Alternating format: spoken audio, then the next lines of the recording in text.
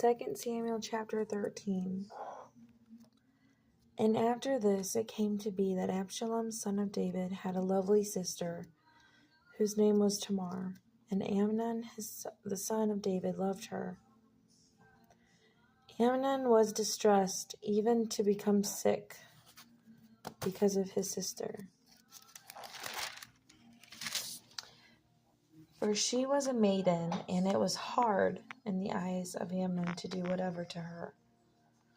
Amnon had a friend whose name was Jonadab, son of Shema, David's brother. Now Jonadab was a very cunning man, and he said to him, "Why are you, the king's son, becoming thinner day after day? Explain it to me." And Amnon said to him, "I love Tamar, my brother's Absalom's sister." Jonadab said, "Lie down on your bed, pretend to be sick. When your father comes to see, say to him, 'Please let my sister come give me food. Make the food before my eyes so that I see it and eat it from her hand.'" So Amnon lay down and pretended to be sick, and when the king came to see him, Amnon said to the king, "Please let Tamar, my sister, come make a couple of cakes for me before my eyes so that I can eat from her hand." And David sent to Tamar to the house, saying, "Please go to the house of your brother Amnon and make food for him." So Tamar went to her brother Amnon's house. While he was laying down, she took dough and kneaded it, and made cakes before his eyes, and baked them.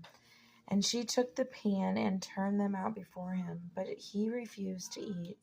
Amnon said, "Make everyone go away from me." They all went out from him. Amnon said to Tamar, "Bring the food into the bedroom, that I eat from your hand." Tamar took the cakes which she had made and brought them to her brother in the bedroom. She brought them to him to eat, and he took hold of her and said, "Come and lie with me, my sister." And she answered, "No, my brother, don't humble me, for it is not done so in Yasharel. Do not do this wickedness. And I, where could I take my shame? And you would be like one of the fools. Now please speak to the king, for he would not withhold me from you." But he would not listen to her voice, and being stronger than she, he humbled her and laid with her. Amnon then exceedingly hated her, so that the hatred with which he hated was so great than the love with which he had loved her. Amnon said to her, "Arise and go." She said, "No, for this evil of sending me away is worse than the other that you have done to me." But he would not listen to her. He called his young man serving him and said, "Now put this one out away from me and bolt the door behind her." She had a long coat, for the king's maidens' daughters wore such garments, and his servant put her out and bolted the door. Tamar put ashes on her head, tore her long coat, and put her hand on her head, and went away crying bitterly. Absalom, her brother, said to her, "Has Amnon your brother been with you? Now keep silent, my sister. He's your brother. Don't take this matter to heart." Tamar remained in the house of her brother Absalom, but she was ruined. And King David heard all of these reports and was very wroth. And Absalom spoke to his brother Amnon, neither good nor evil, for Absalom hated him, because he had humbled his sister. And it came to be after 2 years that Absalom had sheep shearers in Baal-Hatzor, which is beside Ephraim. And Absalom invited all the sons of the king. And Absalom came to the king and said, "See, your servant has sheep shearers. Please let the king and his servants go with your servant."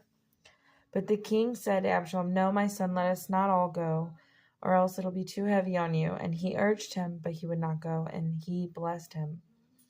And Absalom said, "If not, please let my brother Amnon go with us." And the king said to him, "Why should he go with you?" And Absalom urged him, so he let Amnon and all the sons of the king go.